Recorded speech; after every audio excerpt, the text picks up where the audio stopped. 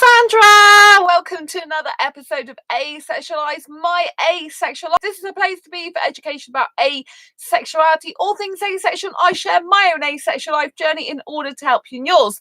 If you haven't already subscribed, please hit the great subscribe button down below right here, right now. Please click that bell icon to get notified of every time I go live like now or post a new video. And don't forget to give this video a thumbs up as we go along if you're enjoying the content. If you don't know who I am Sandra Bellamy, author of this beautiful book, Asexual Perspectives, 47 Asexual Stories, Love, Life and Sex, a celebration of asexual diversity. The links are, and I'm also the founder of asexualise.com and the founder of Asexualise Academy. Welcome to tonight's episode, Toy Story 4 film review. So if you haven't watched the movie, you're going to watch it soon, or you intend to watch it, there are going to be huge spoilers in this video. So if you don't want to hear the spoilers, if you think it will spoil the film for you, don't watch this, because I don't want you to be upset, all right? Because I am going to reveal quite a bit of the film. So yeah, please don't watch it if that's the case. Watch it afterwards you've seen the movie. So would I recommend seeing Toy Story 4 for a start? Yes, I'd absolutely recommend seeing Toy Story 4. It is an incredible movie. In fact, I think probably it's the best Toy Story movie they've made. I mean, I think really I got a little bit bored of the same type of story going over and over again. I think I can remember the first one, but the second and third I don't really recall that much. Maybe that's because I didn't actually watch them. I can't remember. But this story, Toy Story 4, was absolutely amazing. It was full of action, and there was some comical times in there, some really sinister times, serious times. There was some upset actually in some of the bits were a bit upsetting. Emotional wise, they pulled on the emotional heartstrings. So I just felt the storyline was very, very good as well. Very, very, very clever. And so they take you back in the beginning of the film, back 9 years to when Andy lived at home, and the cowboy, I always forget, Woody, I was going to say, I always forget his name, Woody, had Andy as his toy, as his child. He was Andy's toy. Saying Andy's a toy, he was Andy's toy. And so Andy, you know, used to play with him a lot. And in this latest episode, Andy's not there anymore, but they've got a daughter, which I presume is Andy's sister, and Andy's moved away now. So the daughter doesn't really want to play with Woody that much because he's a cowboy, and I guess they're doing a bit more of a kind of like more of a girly type of storyline in that respect. And so they put Woody in the closet quite a bit, so he's not really played with anymore. So Woody feels very useless, sort of left out, not able to do his job like he used to, and feels like he hasn't got much left, if you know what I mean. So that's a little bit sad. And then what happens is the girl Bonnie, who's the daughter, Andy's sister, she has to go to kindergarten. So she's really quite young. She has to go to kindergarten, and Woody takes it upon himself to be a toy that sneaks into her backpack because she doesn't want to go to kindergarten. She's crying with her parents because she doesn't want to go. And he thinks that he can make her life better at kindergarten by being in a rucksack, and also rucksack, backpack, whichever one you want to call it. And also because he's been in the closet so much, he feels like quite useless. He wants to be able to be useful again, right? And for to be loved basically by Bonnie, you know. A lot of the rest of the toys she still plays with, but not him usually. So he basically goes in a backpack without realizing it, and she gets to kindergarten, and she's really upset going. Then when she gets there, the teacher's quite nice, and then this kid is a brat, and he comes along and literally grabs hold of her crayons that she's been left to draw with, and these other things like pipe cleaners, and you know, there's a range of little arty crafty bits, and he grabs hold of them and chucks loads of them in the bin. And so she starts crying, and luckily Woody's there, so Woody gets out of his backpack, her backpack, but I call it his because obviously he's there, and he gets them back out the trash, these bits, which is pipe cleaners and other stuff. One of the things is a fork, a plastic fork, and there's some pipe cleaners and some other things. And he gets the he gets some crayons back, I think it is, and he gets these other bits out of the bin, and he puts them there, and she doesn't know where they come from, but she's like, oh, I'm happy now because I got something to play with. So she starts with this plastic fork, starts bending pipe cleaners on it, and starts putting like plastic eyes, gluing plastic eyes on there. And so she makes this like little person, if you like, out of a fork, plastic fork. So it's a plastic fork with like pipe cleaners for hands, like little lollipop stick split in half for the legs. And, you know, it's a plastic fork made of components that are like, you know, things you would find in trash usually, right? Well, arty crafty bit that you might not be that bothered about and discard, you know. And, you know, things that are quite lifeless and they don't really look like a toy or anything like that. So she puts this in her rucksack, and when Woody gets home and sees the rest of the toys, obviously, that Bonnie's got at home, and she gets this plastic fork out, and she's named it Forky, and it's now become like one of her toys. She's got an emotional attachment to it because obviously kindergarten was a bad experience for her. So she's created something that makes her feel good. She's got an emotional attachment to it. And it's quite interesting, the psychology of it, you know, of how as kids we get attached to cuddly toys and things like that, and other things in our life, because we feel left out and lonely and upset and in pain over other things, and they're a comfort for us. You know, that's why we can get attached to cuddly toys. That's why we can get attached to objects and things, because, you know, they're kind of with us when, you know, maybe other people aren't, you know. And so I thought that was quite interesting, the psychology of the film. And bear in mind, I went to see this at Kids Club, you know, where children in general are under 12. A lot of them are like, what, 6, 7, 8, that type of thing. So I think some of the film was quite deep, you know. Hi, my life, nice to see you. So I think some of the film was quite deep for that sort of age group, really. So yeah, so I was quite interested in the psychology behind that, because the whole film was very much around the fact, you know, it really showed you how we can get emotionally attached to cuddly toys as kids and toys in general because of you know, our emotions are not met, or we're left feeling lonely or insecure or left out or in pain emotionally because it's a new experience that we don't like and we're not used to. But like I said, this guy did actually take, you know, the stuff away from her, but she, you know, Woody got it back, and she made this plastic fork look a bit like an actual toy, and she named it Forky. Now, I don't have children of my own. I don't wish to have them, but I do know that kids, once they get attached to a toy, that's it. It's like their toy for life. Yeah, Toy Story 4. Yeah. So I did say at the beginning of this video, if you don't want spoilers, don't watch it. Yeah, I'm discussing Toy Story 4, but I'm giving a lot of the film away. So if you don't want to hear the film giveaway, yeah, so if you don't want to watch it, my life, I do understand. I like having you on here, but I am giving away a lot of the film. I said at the beginning of this live stream, there's a lot of spoilers in it because I'm giving away a lot of the film. So I had a fly going in my hair there.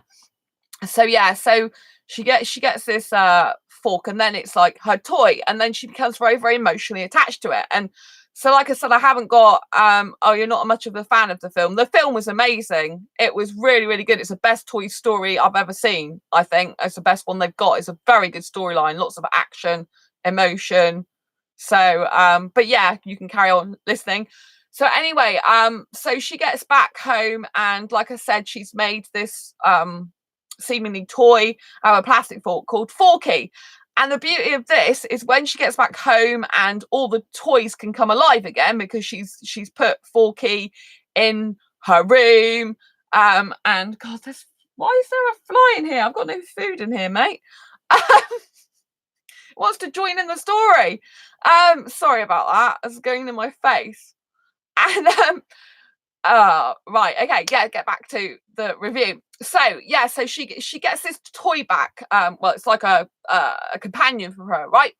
And so when all the toys can come alive, when she's gone out the room, when she's got the Forky out of her backpack. I think Woody takes Forky out and introduces Forky to the rest of the toys, because Forky becomes alive. So Bonnie created Forky, and Forky then becomes alive and becomes a toy. And Forky believes he's trash because he came out of the trash, because of the boy that I was explaining to you that took the crayons and all the arty crafty stuff off Bonnie and put it in the bin. So because it was put in the bin, he thinks the trash is like his comfort blanket. It's like his home. It's like where he feels comfortable. And he does start discussing this. He starts saying, well, I'm just trash. And he keeps trying to get back in the rubbish bin, back in the trash bin. And this is quite very, very psychological and adult, because if you think that in life, right, we as human beings, we always end up going back to our habits, our old habits of where we were brought up, what we were taught from a young age. And so Forky is representing how, as we grow up, we become accustomed to what we limit ourselves by being in our own rubbish, if you know what I mean, because we don't think highly enough of ourselves because we're in the bin. He was in the bin, born in the bin.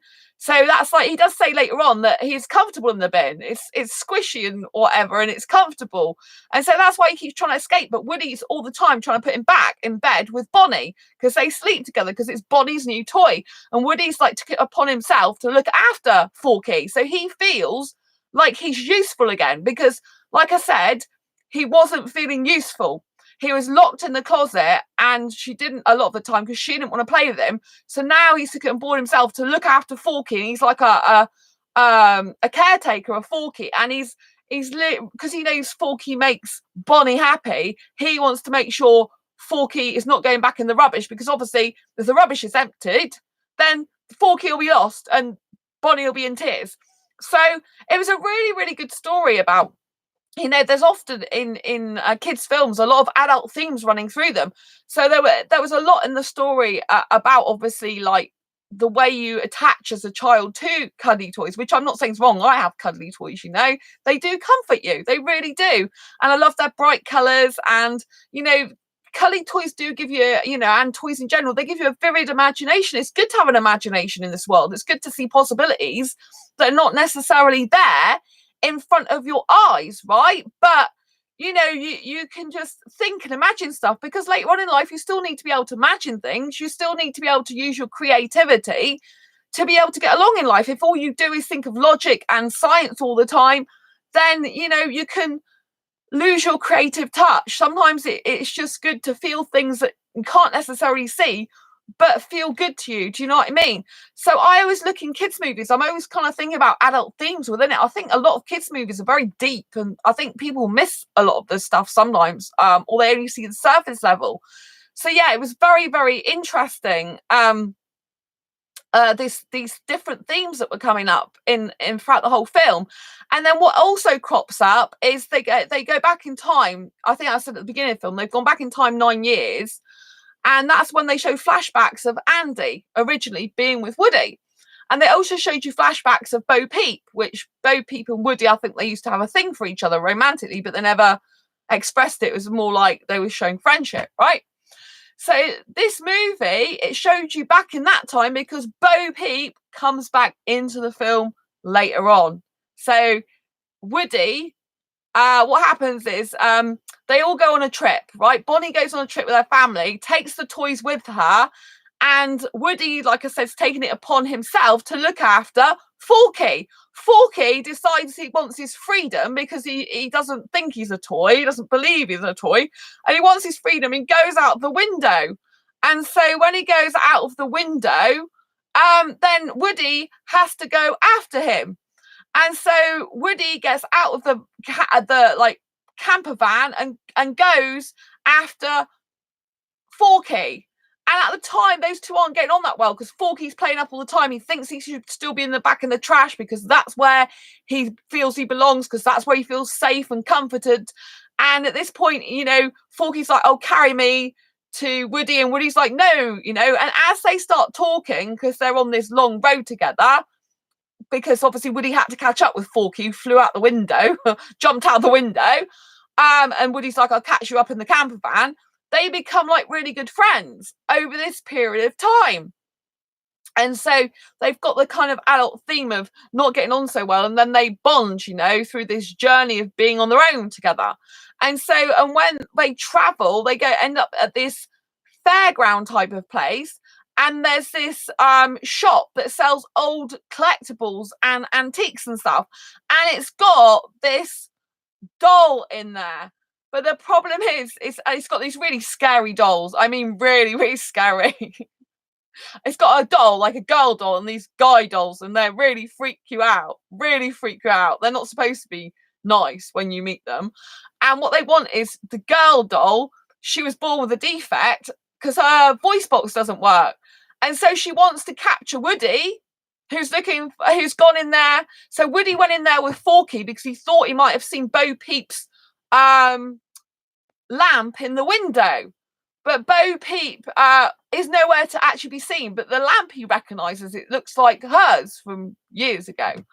And so he wonders if she's in the shop. So he goes in the shop, and then he meets this doll, this girl doll in a yellow dress, and these really creepy puppety type things. You know, the ones with the faces. Oh, it's horrible. I hate horror and stuff, but yeah. And so it's like a child's worst nightmare going in there, literally. And so anyway, and then you realise that the girl says, my voice box has never worked since I was born. So they tried to capture Woody to get his voice box and cut it out of him. It's quite gruesome for a kids movie to cut it out of him. Obviously, there's no blood because it's like they're made of fluffy, you know, stuff inside. But to cut it out of Woody to put it in her. And so they try and capture Woody. Woody manages to get free, but Forky is left behind. And so then the film continues. I'm going to take a break and look at my life's comments. I'm not much of a fan of the film. I feel that man-made objects can have a soul if given enough energy and taken places and loved and cared for. They can have a soul, not move on their own, but they can have a soul, not same as possession. They're different things. I still have one named Toto. I've had since I was 5 years old. I grew up with no siblings, so he was, and TBH is my sibling. He keeps away evil spirits from harming me, and I do believe he has his own soul. Oh, that's really, really sweet. It's really, really sweet. It's very, very interesting, actually, because I watch a lot of spiritual stuff. I'm going off the topic slightly of the toy store. I'll get back to it in a bit, because it's very, very interesting. It's to do with cuddly toys there, because I follow someone who is like, they do a lot of spiritual stuff on YouTube, right? I watch their channel a lot, and basically they say when you're trying to move on in your life, you know, if you want new things to happen in your life, better fortune to come your way, you should get rid of your older things that hold bad energy. And so some of this might be items ex-boyfriends have given you and stuff like this. So a lot of my cuddly toys do come from my ex, actually, but I kind of like don't really think about him when I've got them. But this spiritual guy was saying you should get rid of a lot of the stuff that your past exes have given you, because it creates that energy. Even if you don't think about it consciously, subconsciously, you are likely to still associate with him and think of him subconsciously, even though you're not consciously aware of it. And in order to create better energies, good fortune, and better things to come into your life, you have to get rid of some of the older stuff to let new stuff in. Obviously, as the majority of my eel stuff was from my ex, that would be pretty difficult because I'd have to get rid of most of it. I don't see me getting rid of most of it, but I might get rid of a few things. When I saw him, I felt an instant bond. He's a Thai Jack Russell Terrier stuffed animal. Oh, my mum used to have a Jack Russell. I'm an only child, so I don't have any brothers or sisters. I got Toto by borrowing him from the neighbours over and over one day. They sent out a box of toys and I could choose one. Oh, that's really sweet. I've been through everything with him. Happy, sad, angry, or crying, school, even events, hiking, etc. That's really sweet. Yeah, I do love cuddly toys, as you can see. I bought that one myself. That one's Mickey from Disneyland Paris. That's one I bought. So I keep obviously the ones I bought, but you know, a lot of my toys are from my ex because I was with him for 8.5 years. But I don't tend to think of him. But I am trying to get, you know, I am trying to get rid of some of my stuff that I've had for a while. Not, I haven't got rid of a cuddly toy yet, but I might get rid of one or two of them. But there's one I'm not so keen on. But yeah, so you know, it's weird because you know I do get what they're saying, but I do like cuddly toys. They brighten my room up. I do like eels, especially. If I could choose to only keep one toy, it'd be Toto.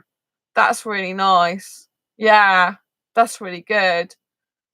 I mean, yeah, I mean, if you got it given by love, then that's really great. But it's really interesting what the spiritual coach says. I mean, I in general don't like a home that's completely bland, you know, just white with loads of space. It's never been my thing, but I am trying to clear some stuff because I do get the theory that, you know, it's quite common sense, I guess, that if you've got like the spiritual coach says, if your cup is full, then you stop pouring, because if you're pouring into a cup that's already full of stuff, you overflow. So in order to let good stuff into your life and new energies come into your life, you need to let some of the old stuff go. And so you need to learn the art of detachment, which is something in the past I've never been good at. So I'm better at, well, I say the past, before last Christmas, I've been better. I've been getting rid of some stuff from my home that I would usually keep.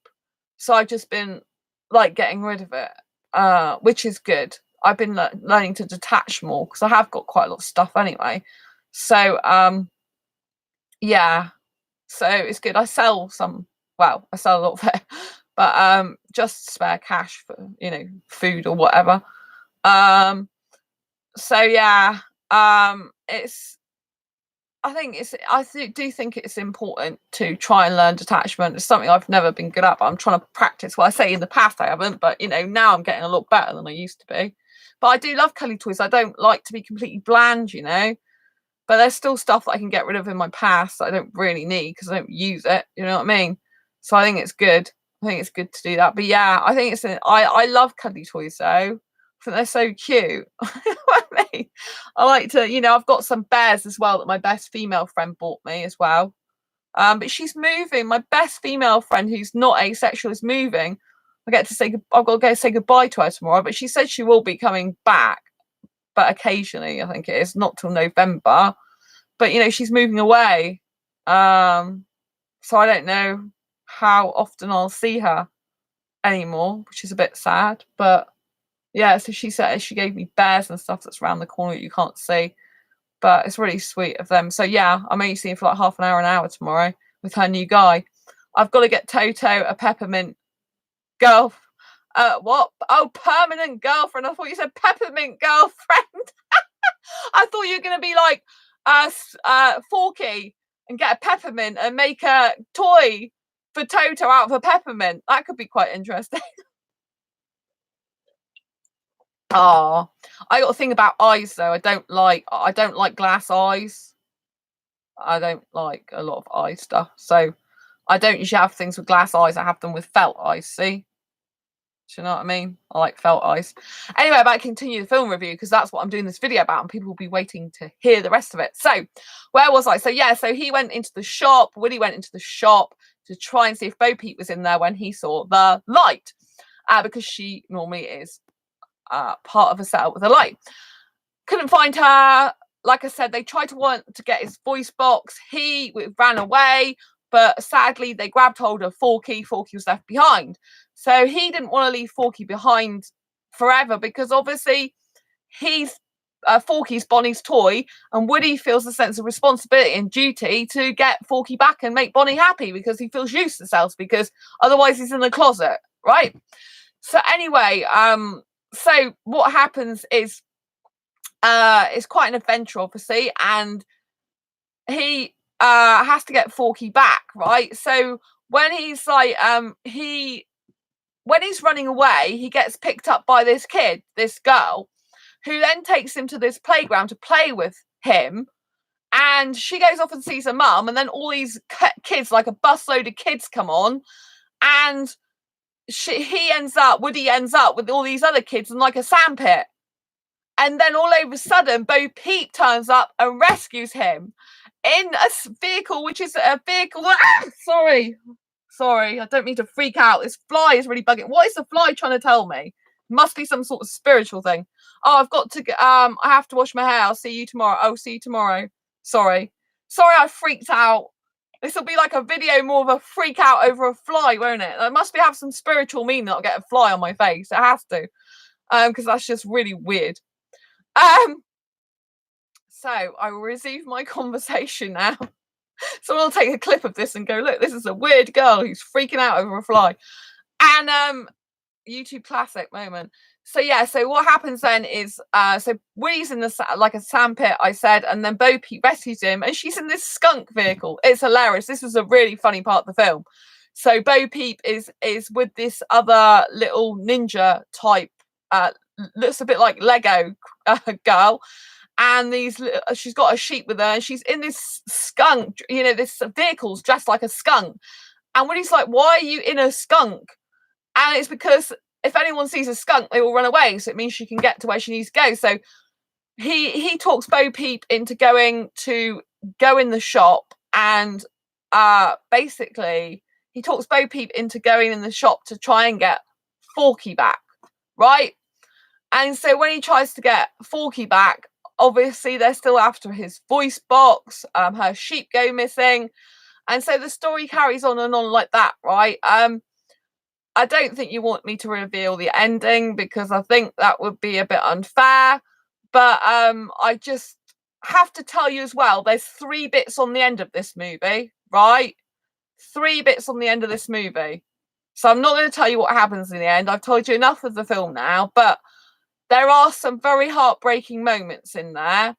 There's some very interesting moments in there where the tables kind of turned, which was very, very interesting.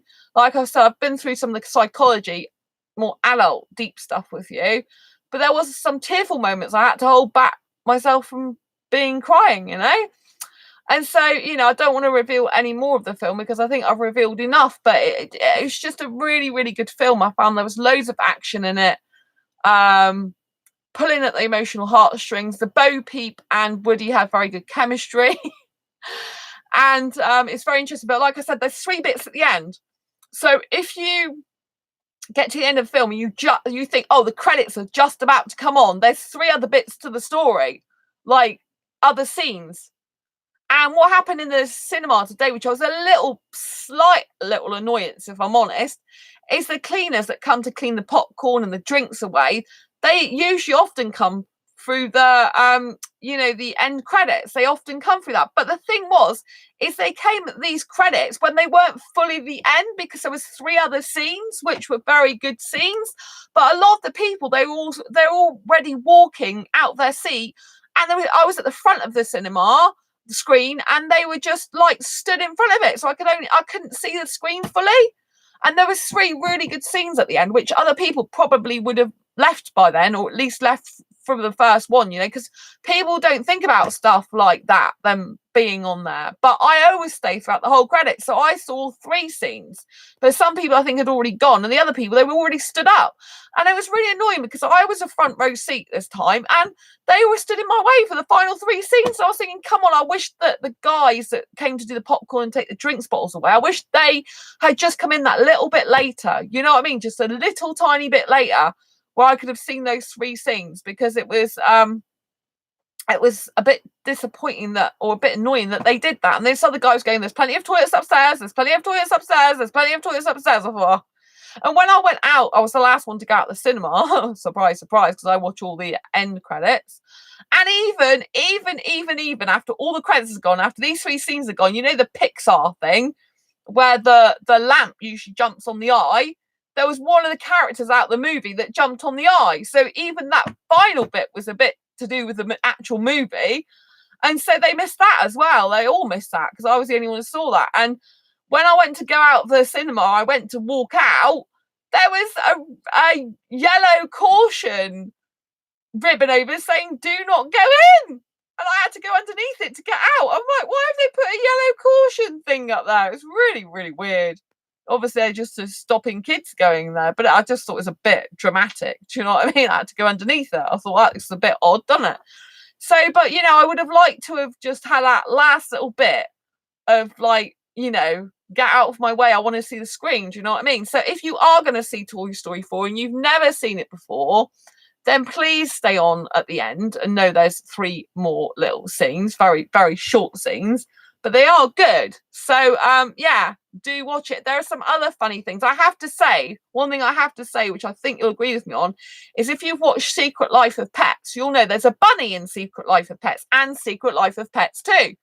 Right? In Secret Life of Pets 1, he's a bad bunny. In Secret Life of Pets 2, he's a good bunny. And there's a bunny in this film, Toy Story 4, that looks very similar in the face. It's not supposed to be the same bunny, but it looks very similar in the face to what the one was in Secret Life of Pets. It looks the same face to me that they've just used in a different body. So I don't know what you thought about that, if you've seen the movie. Did you think that the bunny looked the same one as out of Secret Life of Pets? Because I certainly did. Is there like a blue bunny? It's quite funny. So yeah, anyway, I hope you enjoyed this film review. Do go and watch it. It has got no sex in it. It has got no nudity in it. It is an animated film, which I absolutely love, because being asexual who's nudity repulsed, I always try to watch films that have got no naked stuff in them whatsoever, no nudity. And you know, I love it when there's no sex stuff at all, and there was no sex stuff in this movie at all. There was a tiny little bit of romance, a tiny bit of implied romance. I'm not going to tell you the whole film, between Woody and Bo Peep.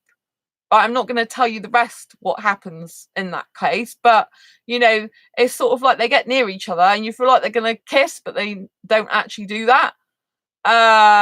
So yeah, it's a very, very, very, very interesting movie, very full of action, very full of fun, emotionals up and down, and a lot of drama and action in this one. And you do feel for the toys, you know, they really do capture the emotional side of the toys, you know, you really feel for them. You feel like if you have got rid of any of your toys, you feel like, I shouldn't be getting rid of any of my toys, they're going to miss me, they need me, they come alive. You actually believe it. Do you know what I mean? It's very believable. You think, oh God, I can't give away any of my toys now, because what sort of toy parent will I be? A horrible one. Do you know what I mean?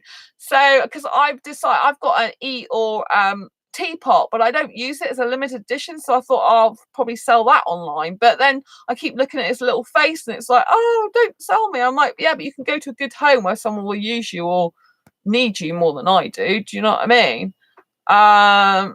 So yeah, anyway, I hope you enjoyed this film review. Please give it a thumbs up if you did. If you watched Toy Story 4, please leave your comments below. If you've got any questions about the movie, please leave them down below as well. If you haven't already subscribed to this channel, please hit the great big subscribe button down below right here, right now. Please hit that bell icon to get notified of every time I go live like now or post a new video. Don't forget to give this video a thumbs up if you're enjoying the content as we go along. As we finish now. Don't forget to give this, I don't know what I'm saying tonight. I think I'm just like in Toy Story 4 heaven or something, because I'm just like, my words are getting all mixed up. If you enjoyed the content tonight, I meant to say, please give it a thumbs up and please share it with anyone you think may benefit from it and like the review. But don't forget, it has got spoilers in it. Until next time, embrace your quirky and each other's, and I will see you on the next video or live stream. Don't forget, if you've subscribed, make sure that bell icon is hit so you get notified immediately when I do go live. I love speaking to you. I know there's been someone watching throughout this whole show, and I know you watch a lot of the shows. So I want to say thank you so much. Lots of love to you. I don't know who you are watching. I can guess, but I don't know for definite. And thank you, my life, as well. So I really appreciate you, really love you, always loved doing live streams on this channel, and I will see you soon. Take care, embrace your quirky and each other's. Bye-bye. Bye.